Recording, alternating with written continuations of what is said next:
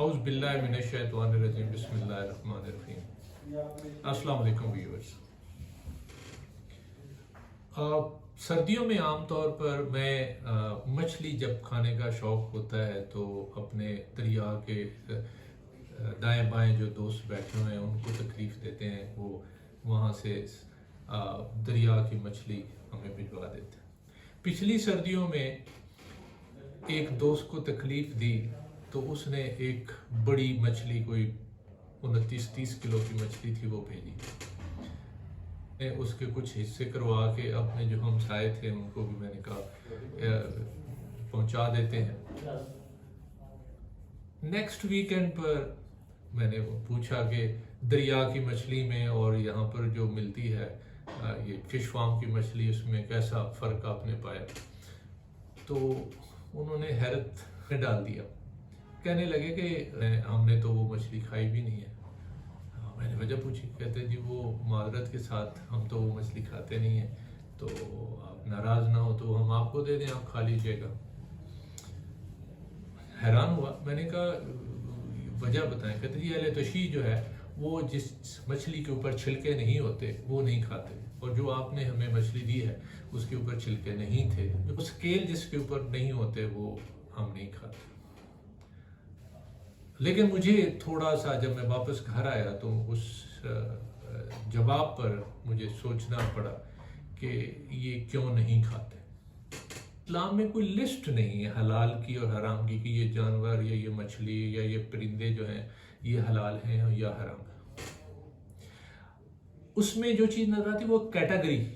جیسے مردار خور حرام ہے تو وہ ایک کیٹیگری ہے۔ اس مردار خور کی ڈیفینیشن جو ہے وہ اب ہم خود کرتے ہیں کہ ان میں سے کون سا مردار خور ہے یا نہیں۔ یا دوسرے وہ شکار کرنے والے جو جانور ہیں جیسے شیر ہے، چیتا ہے، اس طرح کے جو جانور ہیں یہ بھی حرام ہے۔ اب یہ جو چیز ہے اس کو جب دیکھا تو پھر کہا کہ سائنس اس کے بارے میں کیا کہتا ہے۔ جو ایک ایکو سسٹم ہے تو اس کے اندر سورج کی جو روشنی یہ سورس آف انرجی ہے ہمارے سولر سسٹم۔ تو جو سورس ہے انرجی کا، اس کو یوزیبل انرجی میں کنورٹ کرنے کے لیے پودے ہیں جو اس کو سورج کی روشنی کو ہمارے اپنے استعمال کے لیے وہ کنورٹ کرتے ہیں، پروٹین میں اور فیٹس میں اور باقی جو بھی چیزیں ہیں اس میں کنورٹ کرتے ہیں، جس کو ہم کھاتے ہیں۔ کچھ سبزیاں ہیں جو ڈائریکٹ ہم سبزیاں کھا لیتے ہیں، یا کچھ ایسے جانور ہیں جو ان کو سبزیوں کو کھاتے ہیں یا سبزے کو کھاتے ہیں، جس کو کہتے ہیں کہ وہ پرائمری پروڈیوسر ہیں، اور پھر اس کے بعد کنزیومر آ جاتے ہیں، جیسے گائے، بھینس، بکری وغیرہ، اونٹ وغیرہ، یا دوسرے جو جانور اس کو کھاتے ہیں جن کو پھر ہم خود بھی کھاتے ہیں۔ تو یہ جو کنزیومر ہیں ان کو پھر کچھ جانور یا پرندے جو ہیں وہ پھر شکار کرتے ہیں، جس کو سکیونجر بھی کہا جا سکتا ہے یا شکاری پرندے بھی کہا جا سکتا ہے یا شکاری جانور بھی کہا جا سکتا ہے۔ جیسے پہلے مثال دی چیتا، شیر، گیدڑ، اور یہ وہ جانور ہیں جو مردار بھی کھا جاتے ہیں اور ان کو حرام قرار دیا گیا ہے۔ تو ان کا بنیادی کام کیا ہے؟ یہ ماحول کی صفائی رکھتے ہیں، اور چونکہ یہ مردار بھی کھاتے ہیں اور شکار کر کے بھی کھاتے ہیں تو ان کے اندر وہ جراثیم، نقصان دہ جراثیم بہت سارے پائے جاتے ہیں۔ بلکہ اگر آپ نے تھوڑا سا بایولوجی پڑھی ہوگی یا تھوڑا میڈیسن کے بارے میں جانتے ہیں تو ایک ریبیز جو بیماری ہے، جب بھی کوئی ان میں سے کوئی جو جانور ہے وہ انسان کو کاٹتا ہے، یہ زخمی کرتا ہے، جیسے کتے ہیں، تو اس کے لیے پھر ریبیز کی جو ویکسینیشن ہے وہ کروانی پڑتی ہے۔ ریبیز کے علاوہ اس میں جراثیم اور بھی بہت سارے نقصان دہ جراثیم ہیں، اسی لیے اس کو منع کیا گیا ہے، حرام قرار دیا گیا۔ اب ان کی اہمیت کیا ہے؟ اگر ان کو حرام نہ قرار دیا جاتا اور لوگ اس کو کھاتے تو پھر شاید یہ کم ہو جاتے، اور اس سے یہ ہے کہ آپ کے ماحول میں جتنے بھی مردار ہوتے، جتنے جانور مرتے، وہ پھر باقی رہ جاتے اور وہ تفن پھیلتا کہ آپ زمین رہنے کے قابل نہ رہتے۔ اس کی ایک چھوٹی سی مثال ہے، جو تھوڑا عمر میں بڑے ہیں یا ہماری عمر کے ہیں، आपने देखा होगा कि पहले गिद्ध होते थे, वल्चर जिसको कहते हैं, और कोई भी अगर जानवर मरता था तो वो घंटों के अंदर वो ऊपर घूमना शुरू हो जाते थे और वो आके लैंड करते थे और चंद घंटों के अंदर पूरे का पूरा जानवर जो है उसको सफाई कर देते, आखिर पे हड्डियों का एक गुच्छा छोड़ देते थे। उससे ये होता था कि ताफन नहीं फैलता था। अब वो किसी वजह से ये दूध जो जानवर देने वाले हैं, गाय भैंस, उनको जो टीका लगाते थे और दूध निकालने के लिए, तो वो उसकी वजह से वो जानवर जब मरते थे तो उसको ये गिद्ध खाते थे और वो मर जाते थे। अब हमारे यहाँ गिद्ध नहीं रह गए। आप देखें, अब एक जानवर जो है वो मरता है तो वो सर्दियों में कई कई महीने पड़ा रहता है, बदबू आती रहती है, लेकिन वो खत्म नहीं होता, खाने वाला को होता नहीं है। और अगर गर्मियों में मरता है तो वो चूंकि टेम्परेचर ज्यादा होता है तो वो जल्दी जो है ना वो गल सड़ जाता है, लेकिन बदबू रहती है उतने अरसे के लिए। तो ये इसलिए कि ये अगर इनको खाया गया तो फिर ये है कि ये जमीन रहने के काबिल नहीं रहेगी, इसलिए इस्लाम ने भी इसको मना कर दिया। और साइंस ने भी ये साबित कर दिया कि ये जो शिकार करने वाले जानवर हैं या मुर्दारखोर जो हैं, उनकी बहुत अहमियत है और इनको खाना नहीं चाहिए। अगर खाएंगे, डिस्टर्ब करेंगे तो पूरे का पूरा इकोसिस्टम खराब हो जाएगा। ये बात कर रहे हैं हम 28% खुश्की है जमीन जो है उसके ऊपर खुश्क जमीन है, बाकी जो है वो पानी है, 72% जो है वो पानी है। अब अगर 28% जो खुश्की है उसके लिए अल्लाह ताला ने इस निज़ाम के अंदर बहुत सारे जानवर भी रखे हैं, बहुत सारे परिंदे भी रखे हैं जो इस इकोसिस्टम को साफ करते रहते हैं, माहौल को साफ करते रहते हैं। अब इसी तरह अगर हम देखते हैं तो 72% जो पानी है उसके अंदर भी वैसे ही जानवर भी पाए जाते हैं, मछलियां पाई जाती हैं और बहुत सारी पौधे भी पाए जाते हैं, उसमें एल्गी हैं या रीस वगैरह हैं बहुत सारे। तो वहाँ भी यही सूरज की रोशनी को कैप्चर करते हैं, वो छोटे पौधे जो हैं वो भी होते हैं, बड़े उसमें पौधे भी होते हैं, और उनको फिर मछलियाँ खाती हैं। और फिर मछलियों की कई अक़साम हैं, उसमें कुछ हैं जिनके ऊपर छिलके होते हैं, स्केल जिसको कहते हैं वो होते हैं, कुछ पे नहीं होते। जो स्केल वाली मछलियाँ हैं उनके स्केल जो है, या जिसको छिलके कहते हैं, चिन्ने भी कहते हैं, तो वो उसके ऊपर थोड़ा सा एक रफ सर्विस बन जाती है और उनकी जो स्पीड होती है पानी में वो कम हो जाती है। उसके मुकाबले में कुछ मछलियां वो हैं जिनकी जिल्द बिल्कुल साफ होती है और बड़ी स्लिपरी होती है, और वो ज़्यादा स्पीड के साथ, फास्ट स्पीड के साथ यानी वो उसके अंदर तैर सकती हैं, और वो आम छिलके वाली जो मछली है उनसे ज़्यादा तेज होती है।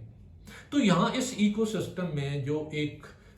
पानी का जो इकोसिस्टम है, इसके अंदर भी बिल्कुल वैसे ही रोल है जो इकोसिस्टम में होता है। एक प्रोड्यूसर है, उसके बाद कंज्यूमर है, फिर उसके बाद उसको पर सेकेंडरी कंज्यूमर हो सकता है, उसके अंदर स्कैवेंजर्स भी हो सकते हैं, प्रे वाले जानवर मछलियाँ भी हो सकती हैं शिकार करने वाली। तो अगर हम देखें तो जो जिनके ऊपर छिलके नहीं होते उनकी स्पीड ज़्यादा होती है और वो दूसरों को जाकर आसानी से पकड़ भी सकते हैं और मुर्दार भी वो खाते हैं। तो अब बिल्कुल जो खुश्की के ऊपर जो किरदार ये जानवर या दूसरे जो परिंदे जिनका नाम लिया, कौवा हो गया, इस तरह की चीलें हो गई, जो इनका रोल है बिल्कुल ऐसे ही समुद्र के अंदर, पानी के अंदर भी वो मछलियां जिनके ऊपर छिलके नहीं होते, स्पीड तेज होती है, वो काम करती हैं। अगर आप देखें तो उनके मुंह की बनावट देखें तो उनके मुंह भी खुले होंगे, जैसे शार्क आपने सुना होगा, उसका मुंह कितना बड़ा खुला होता है, और वो सारी दुनिया को पता है कि वो इंसानों को भी कई दफ़ा वो खा जाती है, तो जख्मी भी होते हैं, और मुख्तलिफ जानवर उधर जो जानवर पाए जाते हैं, मछलियाँ पाई जाती हैं, उनको भी वो खा जाती है। इसी तरह जो फ्रेश वाटर है, ताज़ा पानी, उसमें भी मुख्तलिफ किस्म के जो हैं वो मछलियों की अक़साम पाई जाती हैं, जैसे मली मछली है या सिंघाड़ी बोलते हैं, खगा बोलते हैं। तो ये भी स्लिपरी वाली वो जिनके बड़े मुंह होते हैं, इनका रोल भी जो है वो बिल्कुल वही स्कैवेंजिंग वाला है जो खुश्की के ऊपर दूसरे जो जानवर जिनका पहले जिक्र आ चुका है। اب ریسرچ جو بتاتی ہے، اگر آپ گوگل کر سکتے ہیں، دیکھ سکتے ہیں کہ وہ مچھلیاں جن کے اوپر سکیل نہیں ہوتے، ان میں سے جیسے شارک کا ذکر ہوا، ملی کا ذکر ہوا، کیٹ فش جس کو عام طور پر بولتے ہیں، اور اس طرح ملتی جلتی اور اقسام کی کافی سارے فش جو ہیں وہ موجود ہیں جو کہ مردار خوری کا کام کرتے ہیں۔ اب سائنس کی تحقیق بتاتی ہے کہ ان کے اندر ہیوی میٹلز ہوتے ہیں، ہیوی میٹلز ہوتے ہیں، اور یہ چونکہ یہ مردار کھاتے تو ان کے جراثیم بھی ہوتے ہیں، تو اس لیے یہ ثابت ہوا کہ یہ والی جو مچھلیاں ہیں یہ کھانے کے قابل نہیں ہے۔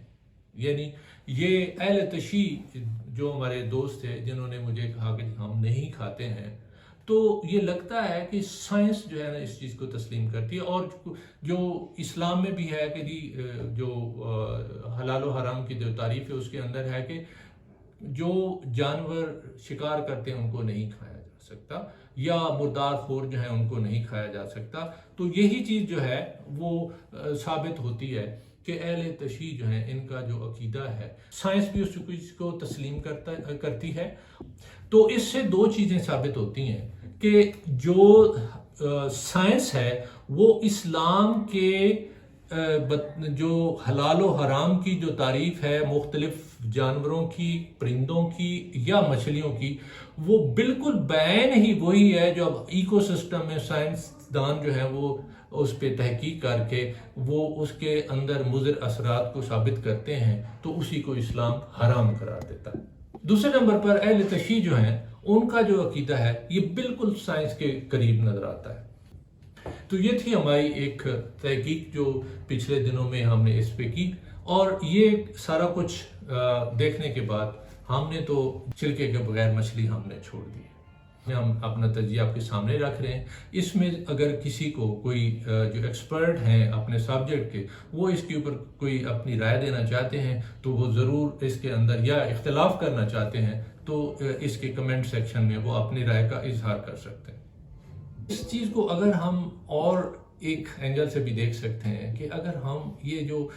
فرقہ بازی کی جو اینک ہے اس کو اتار کے ہم دیکھیں تو بہت ساری چیزیں وہ کامن بھی نظر آئیں گی، یا ہو سکتا ہے کسی جگہ پر ایسی چیز ہو کہ جس کی ڈیفینیشن جو ہے وہ ہمیں نہ پتہ ہو، اور دوسرے جو عقیدے والے ہیں انہوں نے اس پہ ریسرچ کی ہو اور وہ درست ہوں، تو دیکھنے میں کوئی حرج نہیں ہے۔ ایک دوسرے کے ساتھ بات کریں، ایک دوسرے سے سیکھیں، اور ایک دوسرے کے جو عقائد ہیں اس کا تمسخر یا مذاق اڑانے کی بجائے ان کے پیچھے دی گئی ان کی تحقیق جو ہے اس کو دیکھ کر اگر وہ آپ کو ٹھیک لگتی ہے تو اس کو قبول کر لیں، اور یہ تبھی ممکن ہوگا جب آپ یہ فرقہ بازی کی جو اینک ہے اس کو توڑ پھینکیں گے اور ایک دوسرے کے ساتھ مل بیٹھ کے بات کریں گے پیار محبت کے ساتھ، تو سیکھنے کو بہت کچھ ملے گا۔ اس کے علاوہ آپ کو یہ ویڈیو کیسی لگی اس کے بارے میں بھی آپ ضرور لکھ سکتے ہیں۔ Thank you very much.